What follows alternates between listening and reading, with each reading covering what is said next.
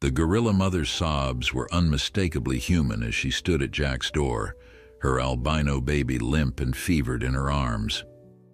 She placed the dying infant directly into his hands, and Jack realized this desperate creature had traveled impossible miles through Montana wilderness to find the one man who might save her child.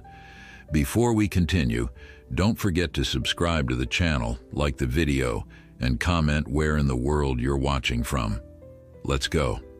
Jack Thornton had learned to read the Montana wilderness the way some men read newspapers, every sound carrying meaning, every shift in the wind telling a story. 20 years of solitary living on the edge of Bitterroot National Forest had taught him that survival depended on paying attention to the language of the land. So when he heard the sound that October evening, something that didn't belong to any creature he knew, every instinct he possessed went on high alert. The sun was setting behind the Sapphire Mountains, painting the sky in shades of amber and crimson that reminded him why he had chosen this isolated life in the first place. His cabin sat in a small clearing surrounded by ponderosa pines and Douglas firs, far enough from civilization that he could go weeks without seeing another human soul. That was exactly how he liked it. At 42, Jack had made peace with solitude the way other men made peace with marriage or faith. It was his companion, his comfort, his choice. He had been splitting wood for the coming winter, his axe finding its rhythm in the steady thunk against seasoned pine, when the sound reached him. It was a cry, low and mournful, carrying notes of desperation that made the hair on the back of his neck stand up. Not a bear, though he had heard plenty of those over the years.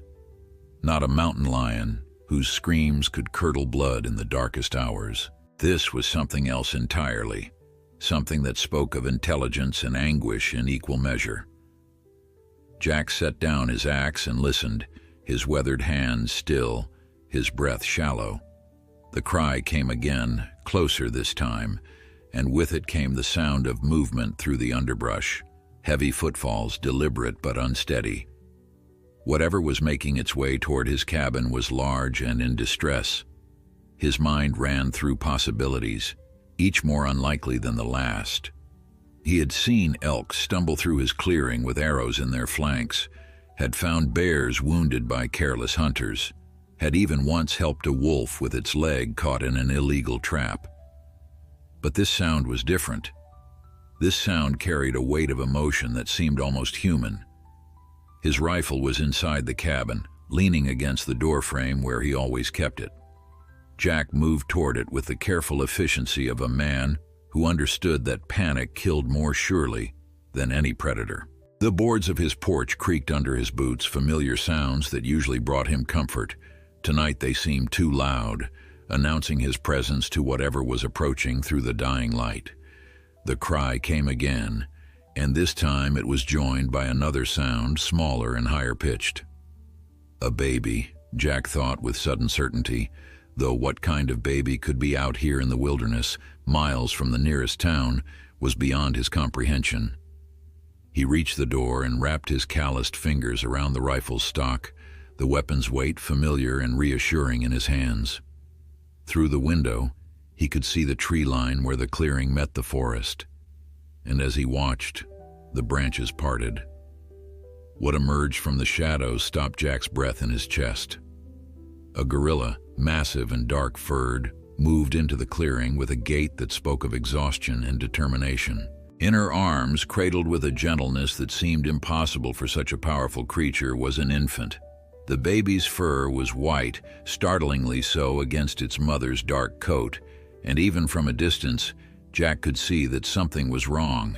The mother gorilla's eyes, when they found him standing in his doorway, held an intelligence and desperation that struck him like a physical blow. For a long moment, they simply stared at each other, man and animal, separated by 50 feet of clearing and an unbridgeable gap of species. Jack's mind raced, trying to make sense of what he was seeing. Gorillas didn't live in Montana. They didn't live anywhere in North America outside of zoos. Yet here one stood, as real and impossible as a dream made flesh, holding her baby and looking at him with eyes that begged for help in a language older than words. The mother gorilla took a step forward, and Jack's finger found the trigger of his rifle on instinct alone, but he didn't raise the weapon. Something in the creature's posture told him this was not an attack. This was a plea. The baby gorilla whimpered, a sound so fragile and pitiful that Jack felt something crack in the armor he had built around his heart over 2 decades of chosen isolation. The mother responded with a low crooning sound, rocking her infant gently, and then she looked back at Jack. Her eyes were brown and deep, and filled with an anguish he recognized, though he had spent 20 years trying to forget where he had seen it before. She took another step, then another, moving slowly and deliberately, showing him she meant no harm. The baby's cries grew weaker, and Jack realized with sudden clarity that time was running out. Whatever had brought this impossible pair to his doorstep, whatever circumstances had driven a mother gorilla to seek help from a human, the baby was dying. He could see it in the limpness of the small white form, could hear it in the desperate quality of the mother's calls. Jack Thornton had come to Montana to escape the world and its endless demands on his compassion. He had built his cabin and his life on the principle that caring too much led only to pain, that attachment was a weakness he could no longer afford. For 20 years he had succeeded in keeping the world at arm's length, had convinced himself that solitude was strength. Now, standing in his doorway with his rifle in his hands and an impossible scene unfolding before him, he faced a choice that would shatter the careful walls he had built around his heart. The mother gorilla stopped at the base of his porch steps, and the dying light caught her eyes, turning them golden with reflected sunset and unshed tears. Jack slowly lowered his rifle, setting it carefully against the doorframe where it would remain within reach, but no longer pointed at the desperate mother before him. His hands, steady enough to split wood for hours without fatigue, trembled slightly as he took his first step onto the porch. The mother gorilla watched his every movement with an intensity that spoke of both hope and wariness. She knew he could hurt her, knew he held her baby's fate in his hands, yet she had come to him anyway. That level of desperate trust humbled Jack in ways he hadn't felt since before he fled to these mountains. The baby's whimpers had grown fainter, barely audible over the evening breeze that whispered through the pines. Jack could see now that the infant's white fur was matted and damp, likely from fever.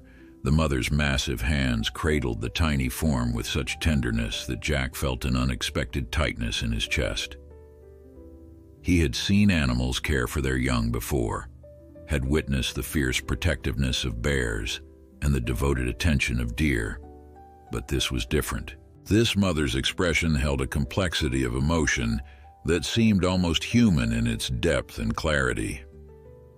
Jack descended the porch steps slowly, keeping his movements deliberate and unthreatening. Each footfall seemed to echo in the clearing, and he was acutely aware that one wrong move could turn this encounter dangerous.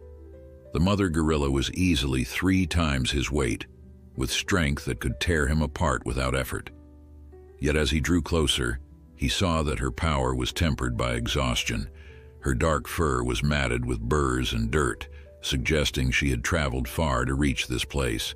Her eyes, rimmed with weariness, never left his face. When Jack was 10 feet away, he stopped and crouched down, making himself less imposing. The mother gorilla studied him for a long moment, then took a hesitant step forward. Jack could smell her now, a musky scent that spoke of forests and earth and something wild that belonged to places far from Montana's mountains. The baby stirred weakly in her arms, and she made a soft sound that might have been comfort or might have been fear. Jack extended his hand slowly, palm up, in the universal gesture of peace that transcended species. The mother gorilla looked at his hand, then at his face, then back at her baby. Some decision was made in that moment, some calculation of risk and necessity that only she could understand. She moved forward, closing the distance between them, and gently, with infinite care, she extended her arms toward Jack. The gesture was unmistakable. She was offering him her child. Jack felt his heart hammer against his ribs as he reached out to take the tiny white bundle. The baby gorilla was lighter than he expected, no more than 5 or 6 pounds, and burning with fever. Its white fur was soft under his calloused fingers, softer than anything he had touched in years, and its small face was pinched with pain and weakness. The mother gorilla released her baby into Jack's arms with visible reluctance, her hands lingering for a moment as if she couldn't quite bear to let go. When she finally withdrew, she made a low sound that Jack interpreted as both plea and warning. "Take care of my baby," she seemed to say. "Save my child." He looked down at the infant in his arms, this impossible creature with its snow-white fur and labored breathing, and then back at the mother who watched him with desperate hope in her dark eyes. Whatever reservations he might have had, whatever questions demanded answers, they fell away in the face of immediate need. Jack turned and walked quickly toward his cabin, the baby gorilla cradled against his chest. Behind him, he heard the mother gorilla follow, her heavy footsteps climbing his porch steps with surprising gentleness. He pushed through his door, leaving it open behind him, and the mother entered his home as if crossing a threshold into another world. The warm interior of the cabin, lit by kerosene lamps and smelling of wood smoke and coffee, must have seemed strange to her. Yet she came without hesitation, driven by the primal need to stay close to her baby. Jack laid the infant on his kitchen table, the sturdy pine surface suddenly serving as an examination area. He had some medical knowledge, gleaned from years of treating his own injuries and the occasional wounded animal. He knew about fever and infection, about the signs of dehydration and shock. The baby gorilla's white fur made its pallor more obvious, and when Jack gently opened its mouth, he saw that its gums were pale, almost colorless. Not good. Not good at all. The mother gorilla stood close, her presence filling the small cabin, her breathing heavy and anxious as she watched Jack work. His hands moved with practiced efficiency, checking the baby's temperature with the back of his hand, examining its eyes and ears, feeling for broken bones or obvious injuries. The infant was severely dehydrated, that much was clear, and the fever was dangerously high. Jack's mind raced through his limited supplies, mentally cataloging what he had that might help.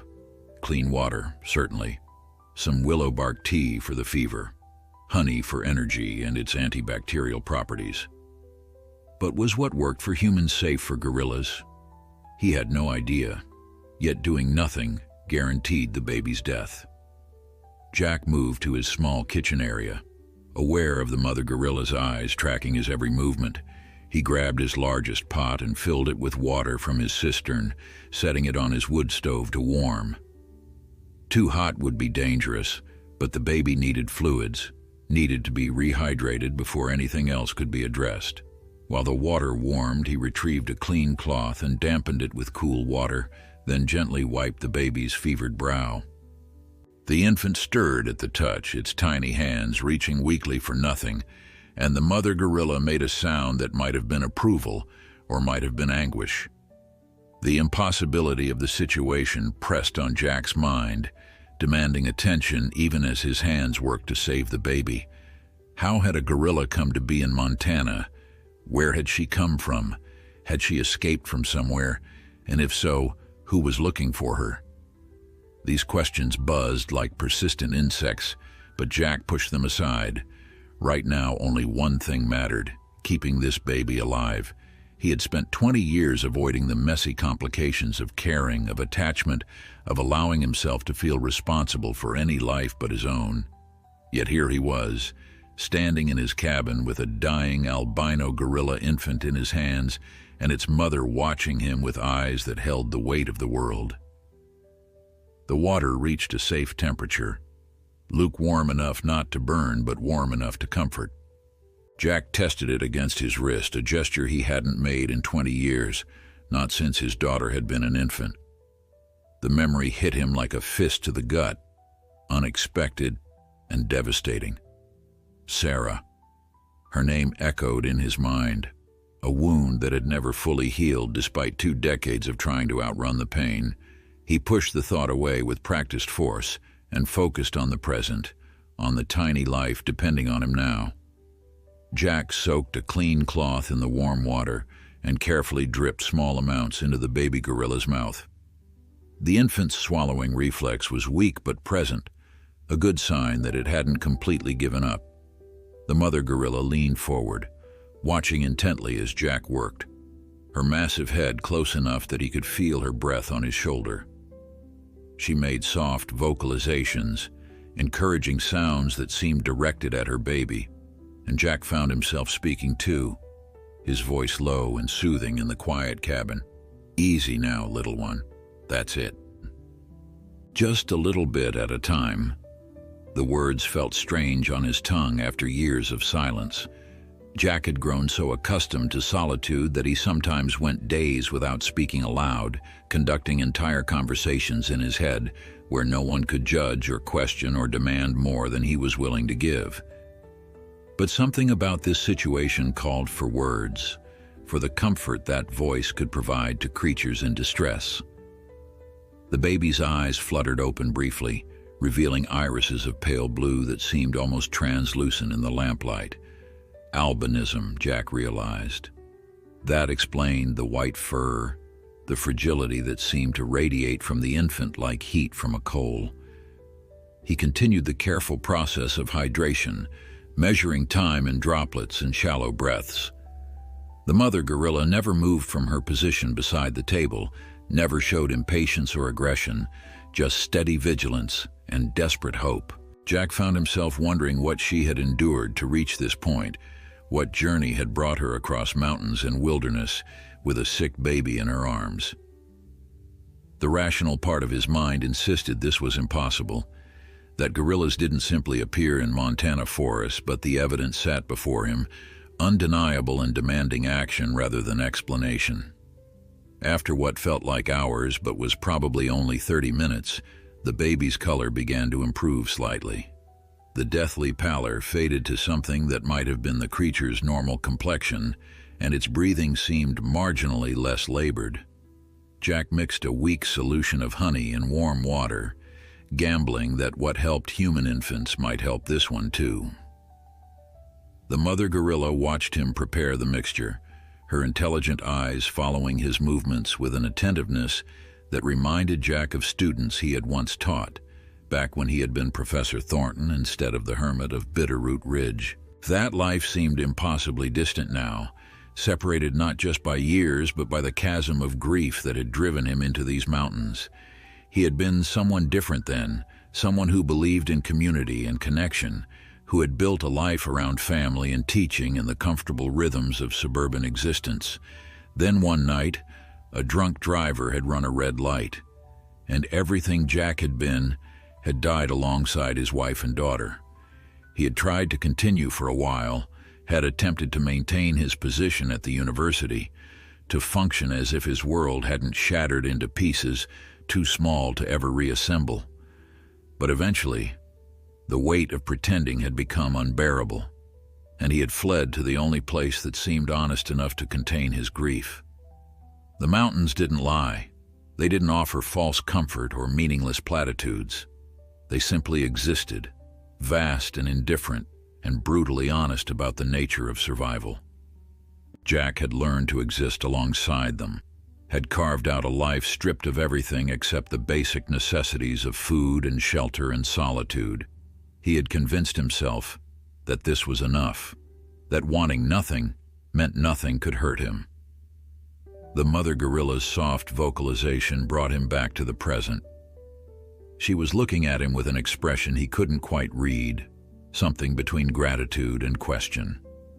Jack realized he had been standing motionless, lost in memories while the baby gorilla waited for the honey water he had prepared.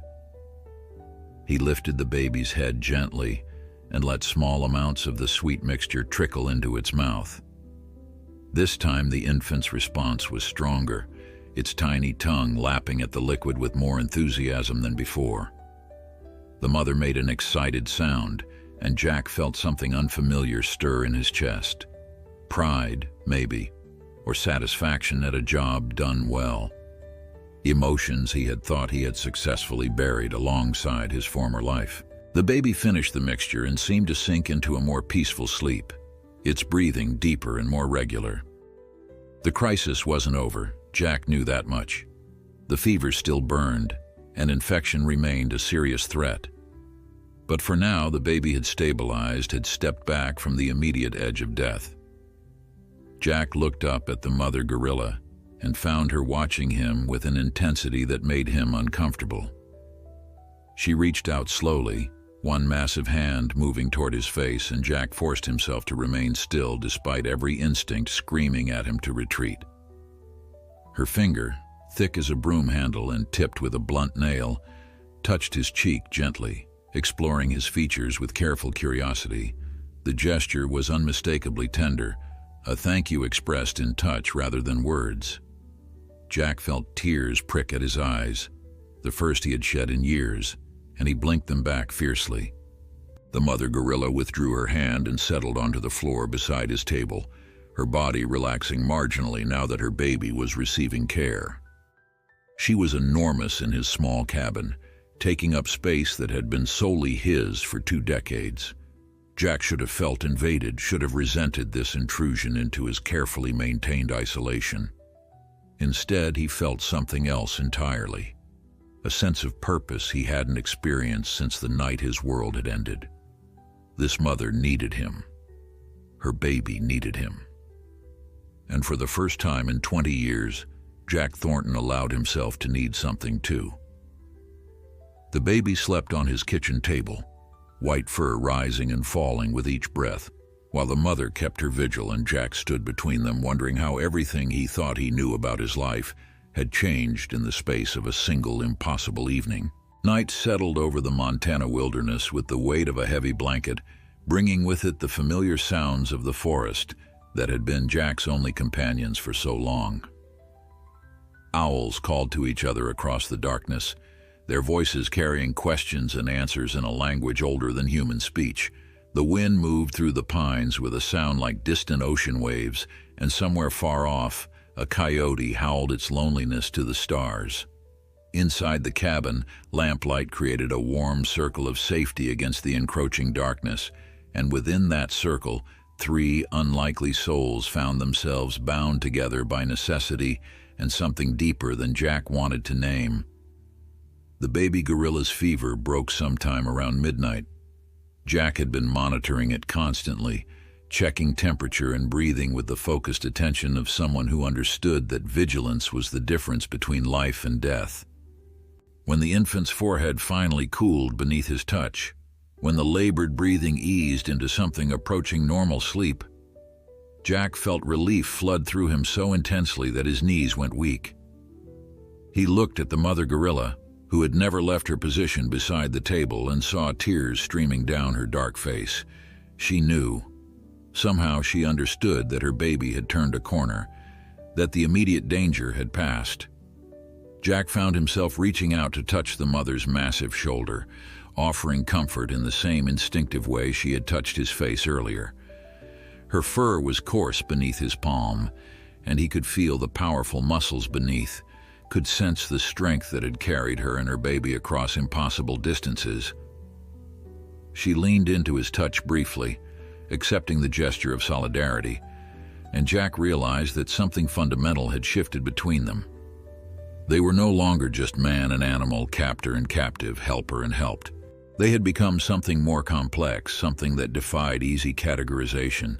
As the hours wore on and the baby continued to improve, Jack allowed himself to truly look at his unexpected guests. The mother gorilla was magnificent, despite her obvious exhaustion and the signs of hard travel. Her dark eyes held depths of intelligence that made him uncomfortable with his own species' assumptions about animal consciousness. She wasn't just aware, she was thinking, processing, understanding her situation with a clarity that seemed almost supernatural. The baby, now sleeping peacefully, was a miracle of genetic variation. Its white fur seemed to glow in the lamplight, and Jack found himself thinking about the challenges it would face if it survived. Albinism in wild animals was often a death sentence, making them visible to predators and vulnerable to the sun. Yet here it was, clinging to life with a tenacity that spoke of strong will inherited from its remarkable mother. Jack's mind kept circling back to the central mystery. Where had they come from? The nearest zoo was over 200 miles away in Missoula, and he hadn't heard any news about escaped animals. But then again, he rarely went to town, rarely listened to his battery-powered radio, had deliberately cut himself off from the flow of information that connected the rest of humanity. It was possible that somewhere, someone was desperately searching for a mother gorilla and her albino infant. It was equally possible that these two had been alone in the wilderness for days or even weeks, surviving against impossible odds. The mother gorilla's behavior suggested she had some experience with humans, though whether that experience had been positive or negative was unclear. She had known to seek help, had understood that the man in the cabin might be able to save her baby when she could not. That level of reasoning and trust spoke of previous interactions, possibly extensive ones. Jack thought about research facilities, about the kinds of places that studied primates. He thought about illegal animal trade, about the black market for exotic creatures. Each possibility was darker than the last, and he found himself growing angry on behalf of these two beings who had somehow ended up in his care. Around 3 in the morning, the baby woke properly for the first time. Its pale blue eyes opened and focused on Jack's face with surprising clarity. The infant made soft sounds, not quite cries but vocalizations that might have been attempts at communication. The mother responded immediately, leaning over the table to make reassuring noises, her hands reaching out to stroke her baby's white fur with infinite gentleness. Jack prepared more of the honey water mixture, and this time the baby drank eagerly, its small hands grasping at the cloth he used to feed it. Progress. Definite progress. Jack realized he was smiling, actually smiling for the first time in longer than he could remember. The simple act felt strange on his face, muscles moving in patterns they had forgotten. He caught the mother gorilla watching him, and he could have sworn she looked pleased, as if his happiness was somehow connected to her own. The thought was absurd, anthropomorphizing an animal into something it wasn't, yet Jack couldn't shake the feeling that this mother understood far more than biology textbooks would suggest was possible. As dawn approached, painting the sky outside his windows in shades of pearl and rose, Jack made a decision that surprised him with its clarity. He would keep them safe. However long it took, whatever it required, he would protect this mother and baby from whatever they were running from. The certainty of this commitment felt like waking from a long sleep, like some frozen part of his soul cracking open after years of winter. He had spent 20 years convinced that isolation was strength, that caring led only to pain. These two impossible creatures had appeared in his clearing and shattered that certainty in a single evening. The mother gorilla seemed to sense his decision. She reached out and took his hand in hers, her grip gentle despite her obvious strength. They sat like that as the sun rose, man and gorilla, connected by touch and by the sleeping infant between them. Jack thought about his daughter, about Sarah's tiny hand in his all those years ago. The memory hurt less than it usually did, softened somehow by the present moment. Perhaps grief never truly healed, he thought. Perhaps it just became something you learned to carry, something that could coexist with new purpose and unexpected connections. The baby stirred and made a small sound that might have been contentment. The mother responded with a soft vocalization, and Jack found himself humming along, creating a strange harmony of species. Outside, the forest woke to another day, birds beginning their morning songs and the world continuing its rotation, regardless of the small miracle happening in a cabin on the edge of wilderness. Jack Thornton, who had fled from life 20 years ago, discovered that life had found him anyway. The practical realities of housing a 400-pound gorilla and her infant became apparent with the morning light. Jack surveyed his small cabin with new eyes, seeing it not as the perfect hermitage he had built, but as wildly inadequate for its current occupants. The mother gorilla took up most of his floor space, and every movement she made sent tremors through the aged floorboards. He would need to reinforce them, expand the space somehow, create an environment that could accommodate beings so different from himself. But first, they needed food. Jack's own supplies consisted mainly of dried beans, rice, smoked venison, and the vegetables he had managed to preserve from his small garden. He had no idea what gorillas ate, but he suspected his meat-heavy stores wouldn't appeal to them. He remembered vaguely from some half-forgotten documentary that gorillas were primarily herbivorous, eating leaves and fruit and vegetation. He had apples stored in his root cellar and some carrots that hadn't yet gone soft. It would have to do until he could figure out a better solution. He descended into the root cellar, the cool earth smell rising to meet him as he gathered what produce remained. When he returned to the main room, the mother gorilla was sitting up, her baby cradled in her arms as it nursed. The sight stopped Jack in his tracks, struck by the profound normalcy of the scene despite its impossibility. This was simply a mother caring for her child, an act as old as life itself, transcending species and circumstance.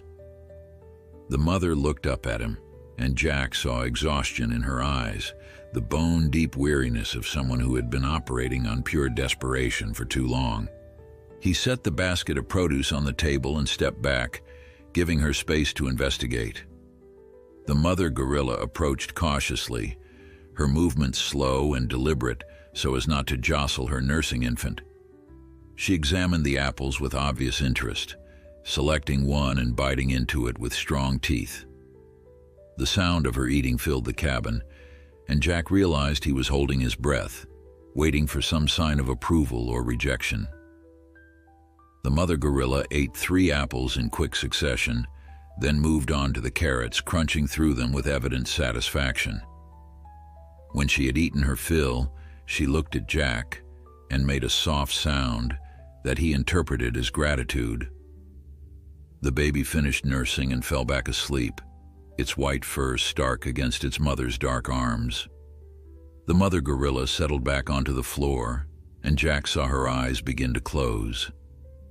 She needed rest desperately, needed to recover from whatever ordeal had brought her to his doorstep.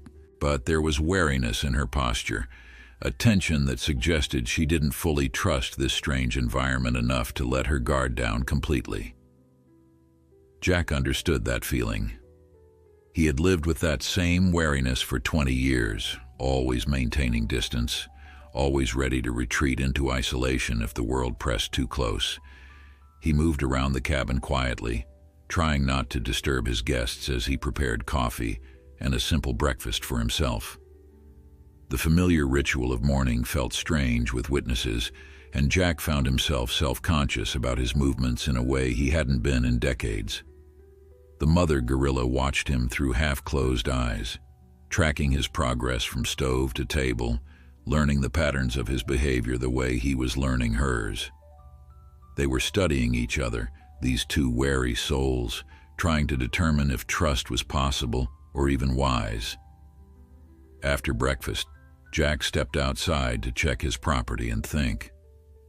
The morning air was crisp with the promise of winter, and he could smell snow in the wind. They would need to prepare, would need to ensure the cabin could sustain them all through the harsh Montana winter that was bearing down on them.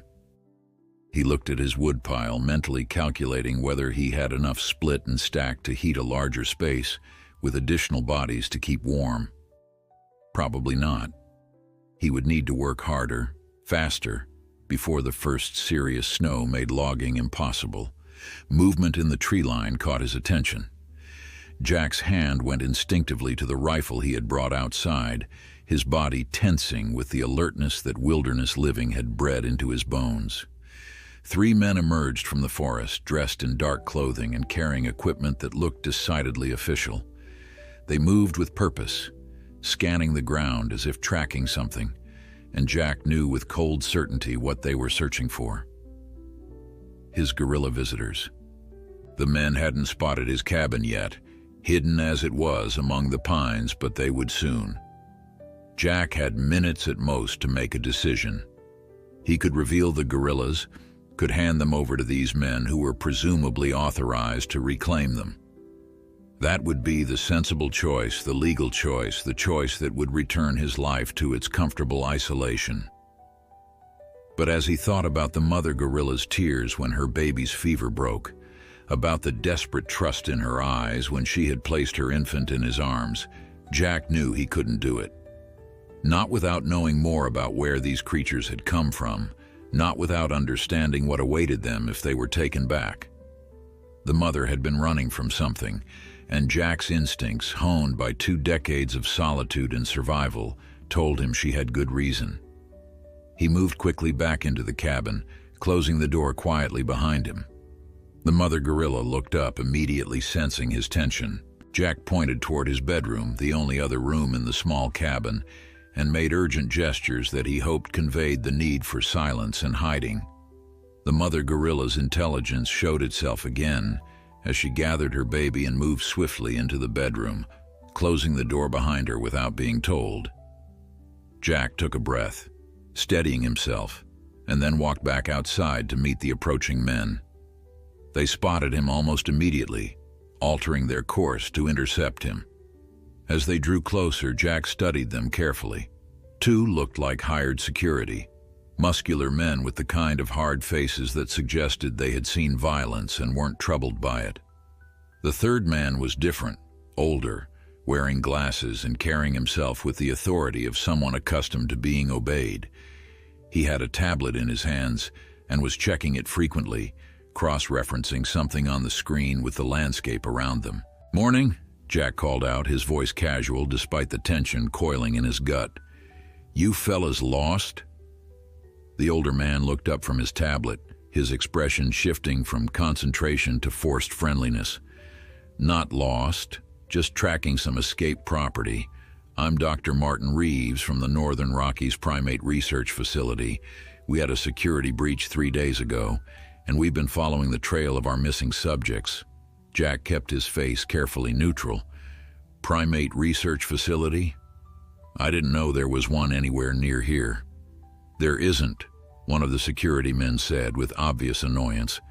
"That's what makes this such a damn mess." The subjects traveled over 60 miles through rough terrain. Dr. Reeves shot his companion a sharp look, clearly displeased with how much information was being shared. "What my colleague means is that we've had an unusual situation. One of our research subjects, a female gorilla, managed to breach containment while experiencing extreme stress. She had recently given birth to an infant with a rare genetic condition, and we believe she became irrationally protective, responding to standard medical procedures as if they were threats." Jack felt cold wash through him at the clinical way the man described what he was now certain had been the mother's desperate escape. Standard medical procedures, irrational protectiveness.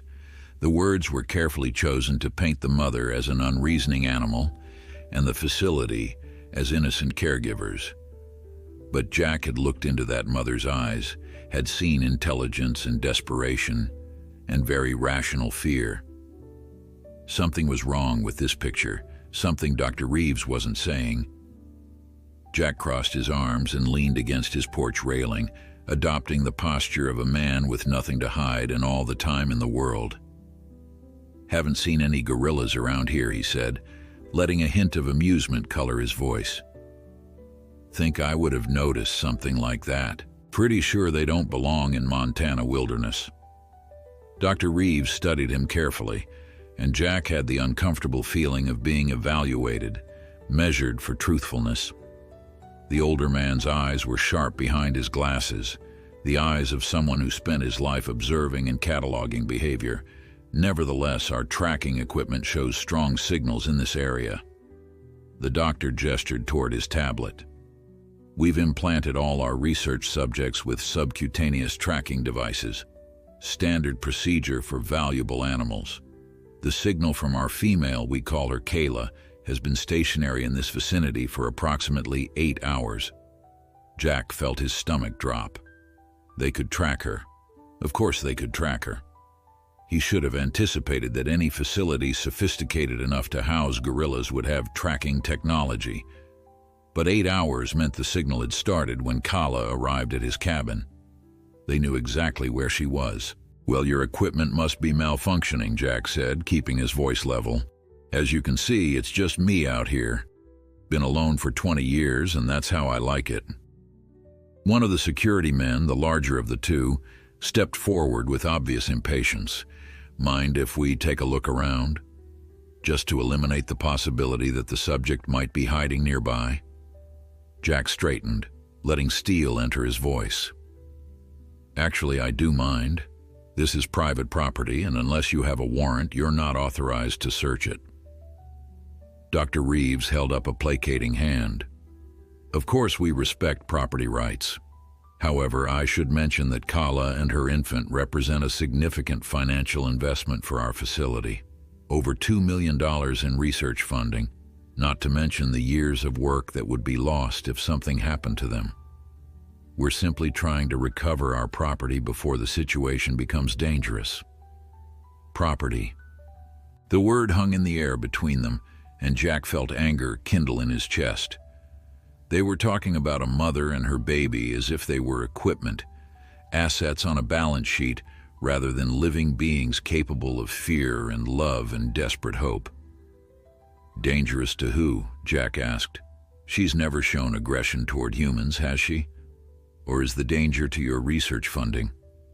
Dr. Reeves's expression hardened slightly, the friendly mask slipping just enough to reveal something colder beneath. "Mr. Thornton, is it? I can see you're a man who values his privacy, and I respect that. But you should understand that harboring stolen property, even unknowingly, could result in serious legal consequences." "How do you know my name?" "I don't recall introducing myself." The doctor smiled, though it didn't reach his eyes. "We make it our business to know who lives in the areas where our subjects might travel. Your reputation as a recluse is well established in these parts. People in town mention you, the hermit of Bitterroot Ridge who wants nothing to do with civilization." Jack absorbed this information, realizing that his isolation had been less complete than he thought. The town of Whitefish, 30 miles away, was apparently aware of his existence and had shared that information with these men. He wondered what else they knew. What other details of his carefully constructed solitude had leaked into the world he had tried to escape. "So let me understand this correctly," Jack said slowly. "You're telling me that a mother gorilla, supposedly irrational and dangerous, managed to escape from a research facility, traveled 60 miles through wilderness with a sick infant, all while remaining completely nonviolent toward any humans she might have encountered." Dr. Reeves's jaw tightened. "The infant isn't sick. It has a genetic condition we've been studying, albinism, along with some other unique markers that make it extremely valuable for our research into genetic expression and adaptation." Jack felt revulsion wash through him.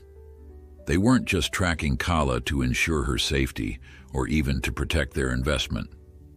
They wanted the baby for experiments, wanted to study its unique genetics regardless of what that might mean for the infant's well-being or the mother's anguish.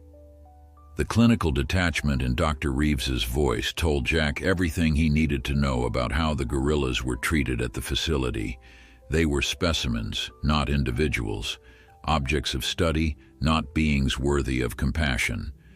The larger security guard was growing visibly frustrated with the conversation. "Look, we know the gorilla is nearby. The signal is strong, practically on top of us. Stop wasting our time and tell us where it is." Jack met the man's aggressive stare without flinching. "I've told you what I know, which is nothing.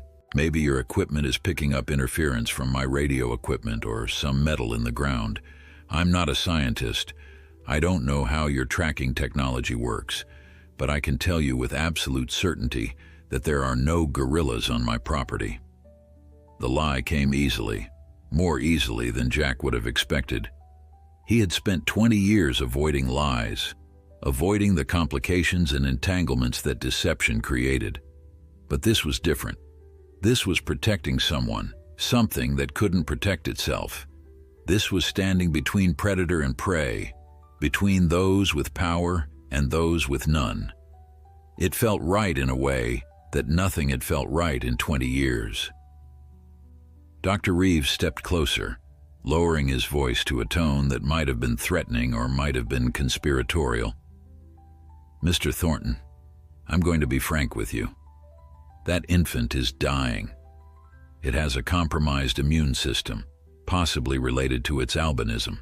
Without proper medical care, specialized treatment that only our facility can provide, it will be dead within days. If you know where Kala is, if you're hiding her out of some misguided sense of animal welfare, you're actually ensuring the death of her baby. Is that what you want on your conscience?" The words hit Jack like punches, each one designed to create doubt, to make him question whether he was helping or harming the creatures he had taken in. It was manipulation. He knew that, but it was manipulation based on enough truth to be effective. The baby had been desperately ill when it arrived. He had stabilized it, but could he actually keep it alive long-term without proper medical equipment and expertise? Was his desire to protect them actually sentencing the infant to death? Jack looked past the men toward the forest, buying himself time to think. The trees stood silent and eternal, witnesses to this confrontation but offering no guidance. He thought about the mother's tears, about her desperate trust, about the intelligence in her eyes that suggested she understood far more than Dr. Reeves was willing to credit. She had run for a reason. She had traveled 60 miles through impossible terrain for a reason.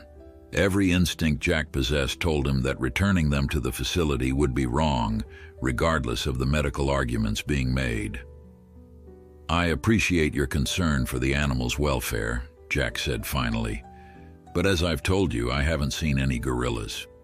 If your tracking equipment says otherwise, then you need better equipment. Now, unless you have legal authority to be on my land, I'm going to have to ask you to leave." The security guards looked at Dr. Reeves, clearly waiting for permission to escalate the situation. Jack tensed, prepared for violence, knowing that the rifle leaning inside his door might be the only thing preventing these men from forcing their way into his cabin. "Doctor." Reeves studied Jack for a long moment, then nodded slowly. "Very well. We'll respect your request to leave. But understand this, Mr. Thornton. That tracking signal isn't going away. We'll be monitoring it constantly. If Kayla is here, we'll know the moment she moves.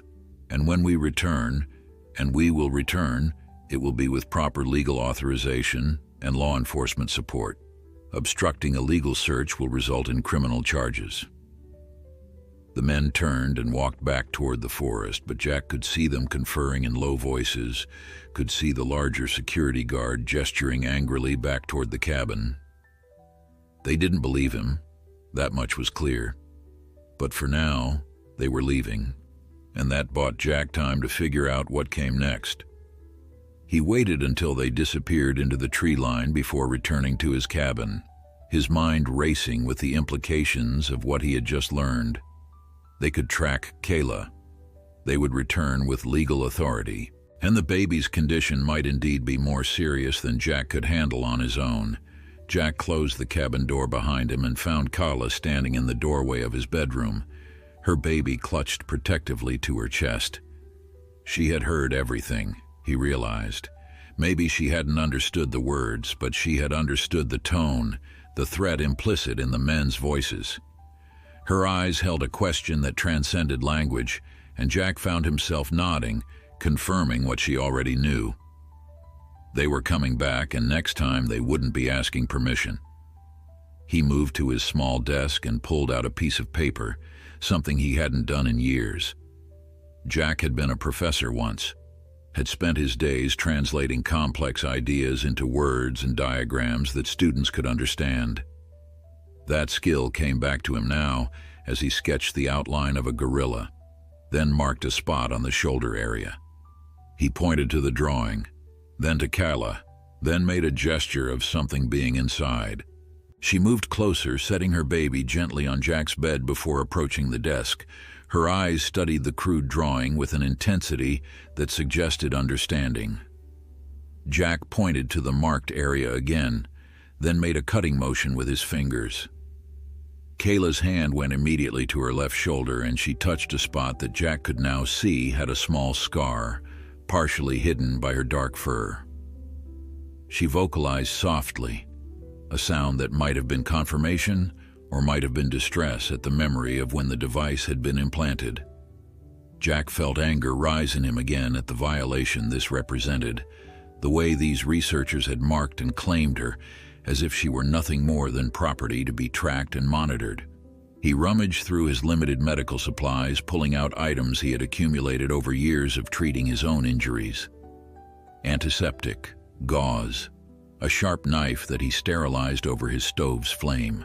Kayla watched these preparations with what looked like resignation, as if she had expected this moment would come but had hoped to avoid it. Jack approached her slowly, showing her the knife, and then pointing again to the spot on her shoulder. He made gentle motions, trying to convey that he would be careful, that the pain would be brief, that removing the tracking device was necessary for her freedom. Kayla looked at her sleeping baby, then back at Jack. Some calculation happened behind her intelligent eyes, some weighing of risk versus necessity. Then she nodded, actually nodded in a gesture that was unmistakably human in its meaning. She positioned herself on the floor and tilted her head, exposing the scarred area of her shoulder to him. Jack felt the weight of her trust settle on him like a physical thing, heavy and precious and terrifying. His hands had been steady when he treated her baby, but now they trembled slightly as he knelt beside her. The implant was deeper than he expected, buried beneath muscle and tissue in a way that suggested the researchers had wanted to ensure it couldn't be easily removed. Jack worked carefully, making the smallest incision possible, conscious of Kayla's breathing and the tension in her massive body. She made no sound of pain, no movement that might disrupt his work, but he could feel her suffering in the rigid set of her shoulders and the way her fingers gripped the floorboards hard enough to leave impressions in the wood. After what felt like hours but was probably only 15 minutes, Jack felt the knife touch something hard and metallic. He used his fingers to work the device free, feeling it slide through tissue with a sensation that made his stomach turn. When it finally came out, Jack held it up to the light. It was smaller than he expected, no bigger than a large pill, but sophisticated in design. A tiny green light blinked rhythmically on its surface, broadcasting Kayla's location to anyone with the right equipment to receive the signal. Jack pressed gauze to the wound on Kayla's shoulder, holding pressure to stop the bleeding while she turned to look at the device in his other hand. Her eyes widened and she made a sound that might have been surprise or vindication or relief.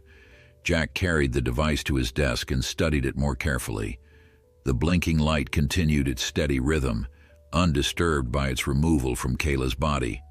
He could destroy it, could smash it with a hammer, or throw it in his stove's fire. But that would tell the researchers exactly what had happened, would confirm that Kayla was here and that someone had helped her. A better plan formed in Jack's mind, one that might buy them more time. He wrapped the device carefully in cloth and tucked it into his jacket pocket. Later, he would take it far from his cabin and leave it somewhere that would lead the researchers on a false trail. The baby woke and cried, and Kayla immediately moved to comfort it, the wound on her shoulder forgotten in her maternal urgency. Jack watched her cradle the infant, singing to it in soft vocalizations that held notes of reassurance and love. He cleaned and bandaged her shoulder properly while she nursed her baby, and she allowed his ministrations without protest, trusting him to care for her as he had cared for her child. The intimacy of the moment struck Jack forcefully. This was what he had fled from 20 years ago. This vulnerability that came with caring. This exposure that happened when you allowed another being to matter.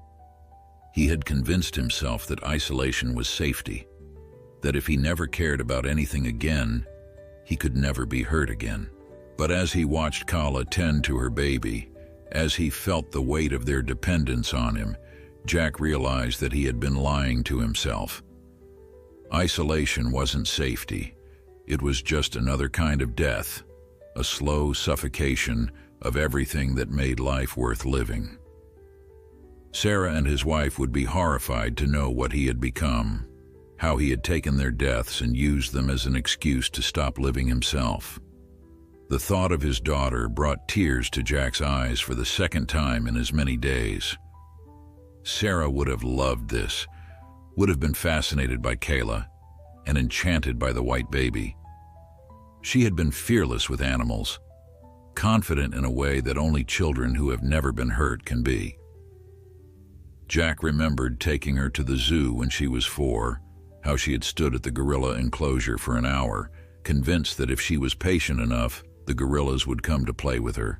His wife had laughed and taken pictures while Sarah pressed her small hands against the glass, trying to communicate across the barrier of species and captivity. Now Jack had gorillas in his cabin, and Sarah was gone, and the universe's sense of irony felt almost cruel in its precision. But perhaps there was purpose in this strange convergence of past and present. Perhaps this was his chance to honor his daughter's memory in a way that mattered, by protecting creatures she would have loved, by choosing compassion over fear. Kayla looked up at him, and Jack saw understanding in her eyes again, that uncanny ability she had to read human emotion. She reached out with one massive hand and touched his face, her finger tracing the path of his tears with surprising gentleness. It was comfort, freely given, from one wounded soul to another. Jack covered her hand with his own, accepting the gesture, accepting the connection that was forming between them despite every wall he had built to prevent it. Outside, the sun climbed higher in the Montana sky, and somewhere in the forest, men with tablets and weapons were planning their return. But inside the cabin, in the warm circle of lamplight and unlikely fellowship, 3 beings who had all known loss found something precious. They found each other, and they found reasons to keep fighting, keep hoping, keep believing that tomorrow might be better than yesterday. Jack waited until afternoon to execute his plan, giving Kayla time to rest and the researchers time to settle into whatever surveillance position they had established. He saddled his horse, a sturdy Appaloosa mare named Dancer, who had been his only companion for the past 15 years. The tracking device sat wrapped in his saddlebag, its green light still blinking faithfully through the cloth. Kayla watched him prepare from the cabin doorway, her baby nursing contentedly in her arms. There was worry in her posture, a tension that suggested she understood he was leaving and feared he might not return. Jack approached her slowly and placed his hand on her uninjured shoulder, meeting her eyes with all the reassurance he could convey without words. He pointed to himself, then made a walking motion with his fingers, then pointed back to the cabin. "I'm coming back," he tried to communicate. "I won't abandon you." Kayla studied his face for a long moment, then nodded slightly, that human gesture that continued to astound him with its clear meaning. She understood, or at least she was choosing to trust, and Jack felt the weight of that trust settle deeper into his chest. The ride into the high country took 3 hours, following game trails that Jack knew intimately after 20 years of hunting and exploring. He pushed deeper into the wilderness, heading northwest toward the Canadian border and some of the most remote terrain in Montana. The tracking device remained active in his saddlebag, leading anyone who followed its signal on a wild chase away from his cabin and the vulnerable beings sheltering there. Jack chose his route carefully, taking paths that would be difficult to follow, crossing streams that would hide Dancer's hoofprints, doubling back periodically to confuse any trail he might be leaving. The high meadow he finally chose was perfect for his purposes. It sat at nearly 8,000 feet, accessible only by narrow switchbacks that would be treacherous for anyone unfamiliar with mountain terrain. Elk used this area during summer months, and their tracks crisscrossed the meadow in patterns that would make distinguishing individual trails nearly impossible. Jack dismounted and pulled the tracking device from his saddlebag, watching its green light blink with mechanical indifference to the chaos it had caused. He considered destroying it again, but the plan that had formed in his mind required the device to remain functional for at least a while longer. Instead, he found a young elk that had been killed recently, probably by wolves, its carcass still relatively fresh.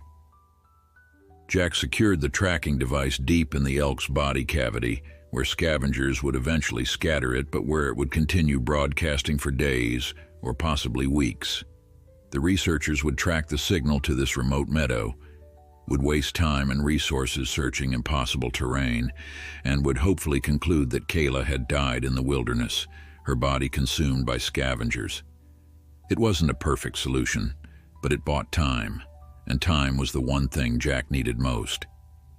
The ride back to his cabin took longer as Jack was careful to approach from a different direction than he had left, establishing a pattern that suggested his usual routine rather than any special purpose. The sun was setting when he finally emerged from the tree line and saw his cabin waiting in the gathering dusk. Smoke rose from the chimney, and Jack felt his heart skip. He had left the fire burning low, but hadn't expected anyone to tend it. Then he remembered Kayla, remembered her intelligence and adaptability, and realized she must have added wood to keep herself and her baby warm. As he unsaddled Dancer and brushed her down, Jack found himself thinking about the future with an urgency that had been absent from his life for 20 years. What were they going to do? Even if his plan with the tracking device worked, even if the researchers eventually gave up their search, Kayla and her baby couldn't stay hidden in his cabin forever. Winter was coming, and with it would come challenges that Jack wasn't sure he could meet. The baby would need more than apples and carrots to thrive. It would need proper nutrition, socialization with its own kind, medical care that Jack couldn't provide. But sending them back to the research facility was unconscionable. Jack had seen the coldness in Dr. Reeves's eyes, had heard the way he spoke about the baby's rare genetics, as if it were a lottery ticket rather than a living being. Whatever was happening at that facility, it wasn't happening in the best interests of the guerrillas. That much was certain. So what were the alternatives? There had to be sanctuaries, places that specialized in caring for primates rescued from research facilities or illegal trade. Jack would need to research, would need to make contact with the outside world in ways he had avoided for 2 decades. The thought of re-engaging with civilization filled him with dread, but not as much dread as the thought of failing Kayla and her baby. Something fundamental had shifted in Jack over the past 24 hours. The armor he had built around his heart, the walls that had kept the world at a safe distance, had developed cracks wide enough for light to seep through. He found himself caring again, despite the danger that caring represented, despite the certainty that caring meant vulnerability and vulnerability meant the possibility of pain. Inside the cabin, Kala had indeed tended the fire, and she had also arranged his furniture in a way that created more floor space for herself. The intelligence required for that simple act amazed Jack yet again. She wasn't just surviving in this strange environment, she was adapting, problem-solving, making decisions that improved her situation. When she saw Jack enter, relief flooded her features, and she made a sound that was unmistakably welcome. The baby was awake and alert, its pale blue eyes tracking movement with more focus than before. Progress. The infant was getting stronger. Jack prepared dinner for all of them, heating water for tea and cutting vegetables into portions appropriate for guerrilla consumption. He had more supplies in town, he realized. He would need to make a trip to Whitefish, would need to stock up on produce and other food suitable for his unexpected guests. The prospect of facing townspeople, answering questions about why he suddenly needed so much food, filled him with anxiety. But there was no avoiding it. His own supplies were meant for one person, not 3, and certainly not three beings with such different dietary needs. As they ate together in the warm cabin, Jack found himself talking to Kayla, sharing thoughts and observations despite knowing she couldn't understand most of his words. But she listened, her eyes following his face with attention that suggested she comprehended more than language alone could convey. She responded with her own vocalizations, and gradually Jack began to distinguish different sounds, different tones that seemed to carry different meanings. They were learning to communicate, these two isolated souls, building a language of gesture and tone and shared experience. The baby finished eating and crawled a short distance across the floor, its white fur bright against the dark wood. It was the first time Jack had seen it move independently, and the significance wasn't lost on either adult. Kayla made an excited sound and moved to encourage her infant, staying close but allowing it to explore. Jack watched them together, mother and child navigating this strange sanctuary, and felt something he hadn't felt in 20 years.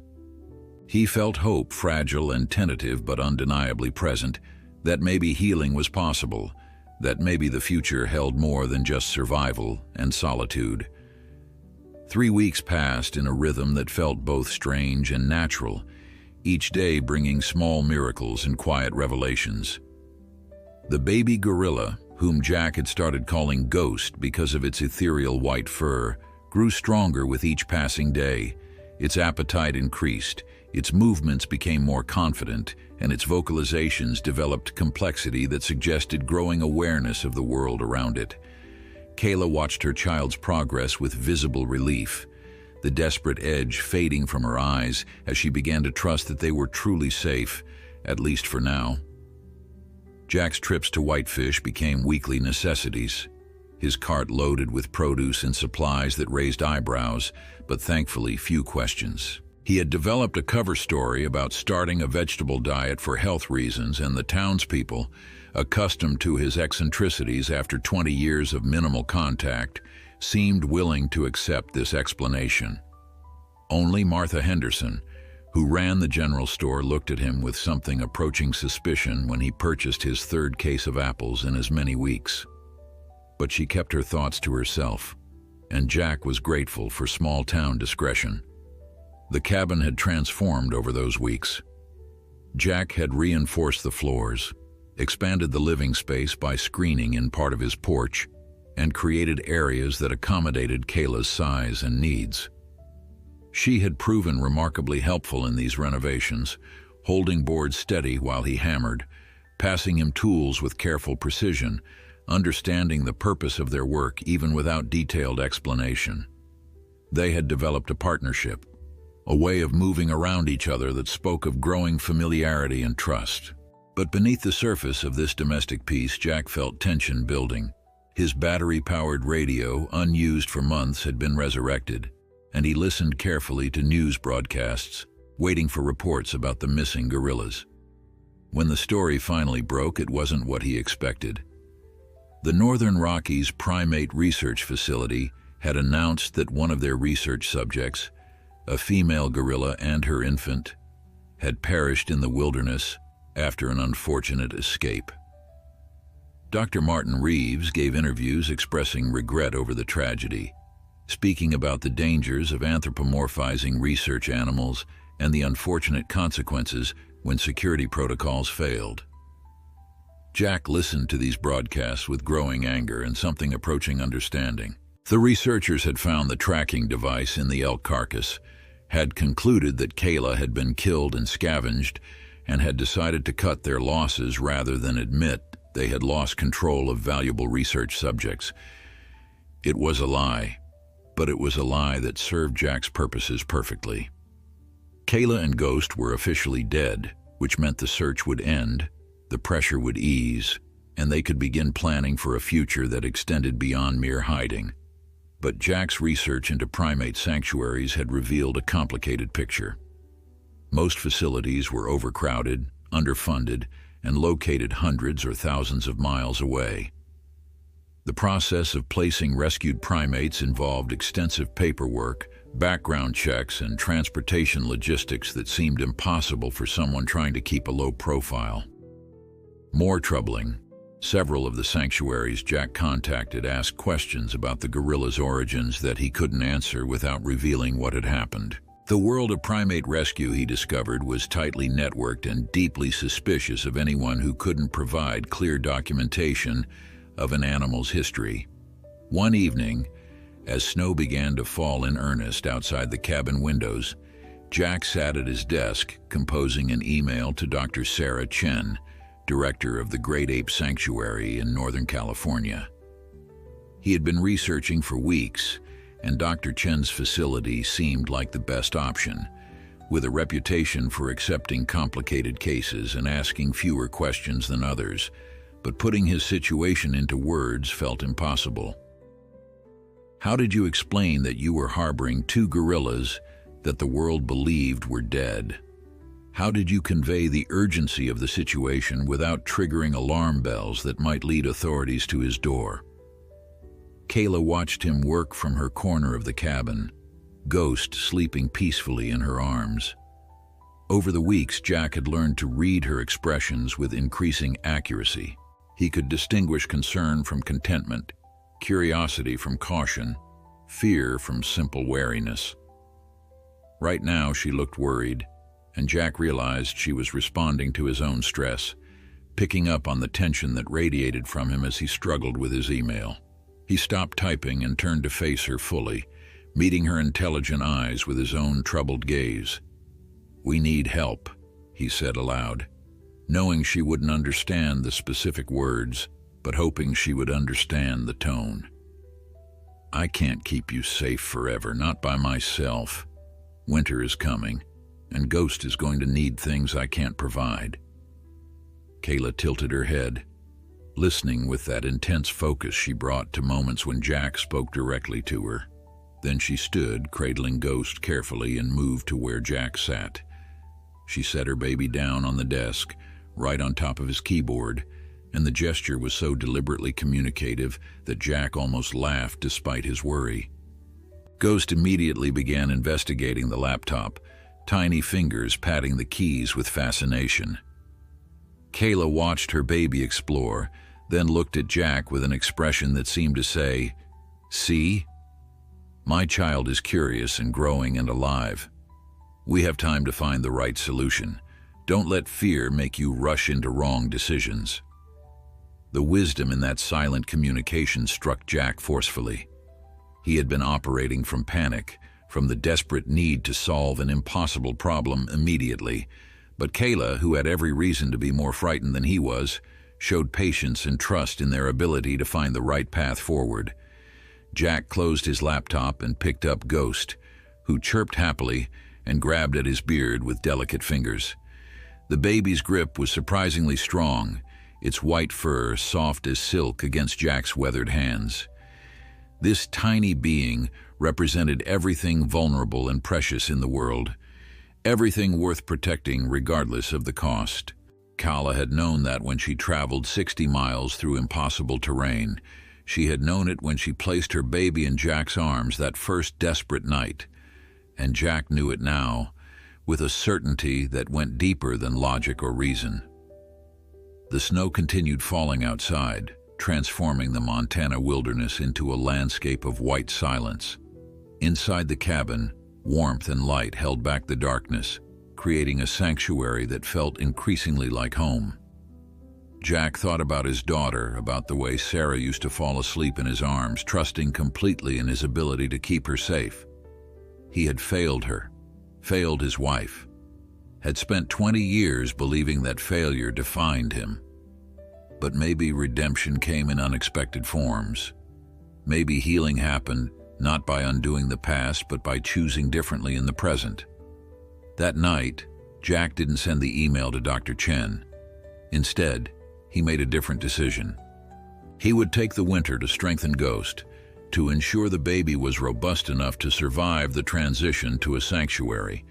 He would use that time to build trust with potential rescuers, to find people who understood that Kayla and Ghost were more than research subjects or curiosities. They were individuals with histories and relationships and the right to dignity.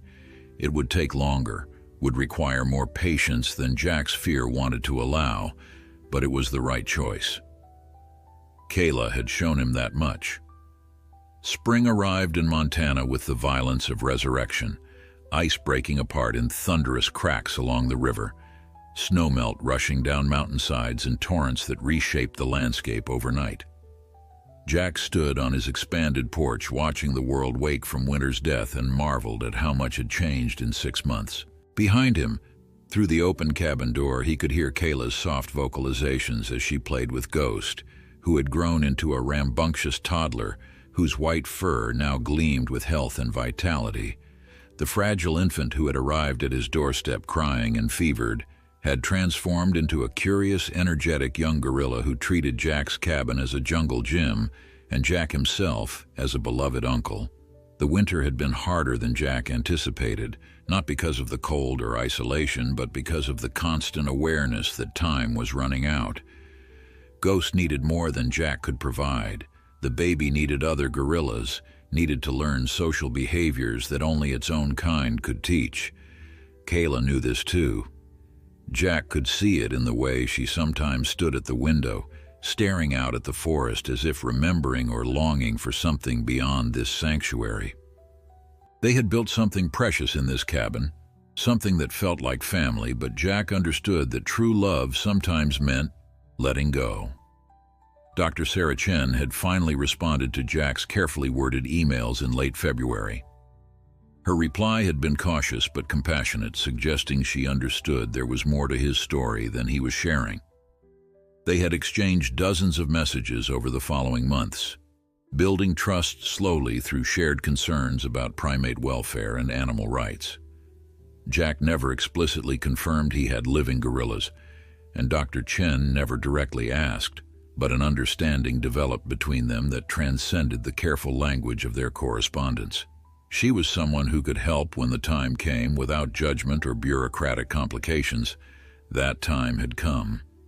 Jack held the printed email in his hands, reading Dr. Chen's latest message for the 10th time. She would be in Montana next month attending a conference in Missoula, and suggested they might meet to discuss his theoretical situation regarding hypothetical rescued primates. The subtext was clear.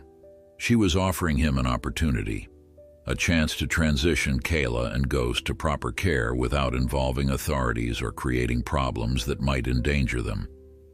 It was exactly what Jack had been hoping for. Yet now that the moment approached, he found himself reluctant to take the final step. Kayla emerged onto the porch, Ghost clinging to her back, and joined Jack in watching the spring morning unfold. Over the months, they had developed a communication that went beyond language. Jack could read her moods in the set of her shoulders, the tilt of her head, the quality of her vocalizations. Right now, she was content but aware, sensing that something was shifting, that change was coming. Ghost chirped happily and reached for Jack, and he took the young gorilla automatically, holding the warm weight against his chest while Ghost investigated his beard with gentle fingers.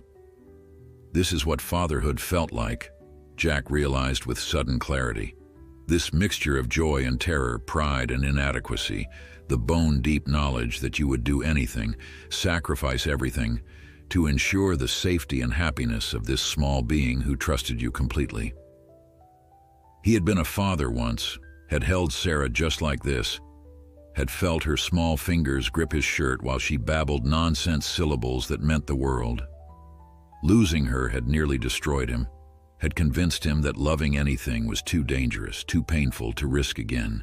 But Kayla and Ghost had somehow slipped past his defenses, had reminded him that the capacity for love wasn't something you could kill without killing yourself in the process. Jack made his decision. He would meet with Dr. Chen, would begin the process of transitioning Kayla and Ghost to the sanctuary. It would take months to arrange properly, would require careful planning and discreet transportation across state lines. But it was the right thing to do, the loving thing to do, even though it meant saying goodbye to the beings who had brought him back to life. Kala seemed to understand his resolution. She moved closer and wrapped one massive arm around both Jack and Ghost, pulling them into an embrace that transcended species. They stood like that for a long moment, three souls who had found each other against impossible odds, who had built a family from loneliness and desperate need. The sound of an engine interrupted the moment. Jack tensed immediately, his hand going to the rifle that was never far from reach these days. A truck was coming up his access road, a route that almost no one used. Kyla heard it too and quickly took Ghost back, retreating toward the cabin with practiced efficiency.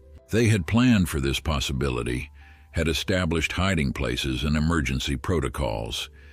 But as the truck came into view, Jack recognized it and felt relief flood through him. It was old Tom Peterson from town, the closest thing Jack had to a friend, though they rarely spoke beyond brief exchanges at the general store. Tom climbed out of his truck slowly, his weathered face creased with concern. "Jack Thornton, I need to talk to you about something strange. Martha Henderson told me about all those apples and vegetables you've been buying, and I got to thinking about the timing. It matches up with when those researchers were out here looking for their missing gorillas last fall." Now Tom held up his hand when Jack started to speak. "I'm not asking you to confirm or deny anything, but I want you to know that if someone, hypothetically speaking, was protecting creatures that needed protecting, well, there are folks in town who would understand. Folks who don't think everything that escapes from a research facility necessarily needs to be returned." The old man's words hung in the spring air, and Jack felt something crack open in his chest. He had spent 20 years believing he was alone, that isolation was the only way to survive grief. But he had been wrong. Community existed, even here in the wilderness, even among people who mostly kept to themselves. Tom was offering something precious: discretion and solidarity, the willingness to look the other way when looking away was the right thing to do. Jack nodded slowly, acknowledging the gift without putting anyone at risk with explicit confirmation. As Tom drove away, Jack returned to the cabin where Kala and Ghost waited. The baby was playing with wooden blocks Jack had carved during the long winter evenings, stacking them into towers and knocking them down with delighted laughter. Kala watched her child with an expression of pure maternal love, and Jack knew he was doing the right thing. Dr. Chen's sanctuary would give them safety, community, a future. But this cabin, this winter, this impossible family, they would remain in Jack's heart forever. Proof that healing was possible, that love could bloom even in the most unlikely soil, that sometimes the beings who saved you were the ones you thought you were saving. Before you go, tell us where you're watching from. And if this story touched your heart, make sure you hit that subscribe button, because tomorrow's story is going to be something truly special.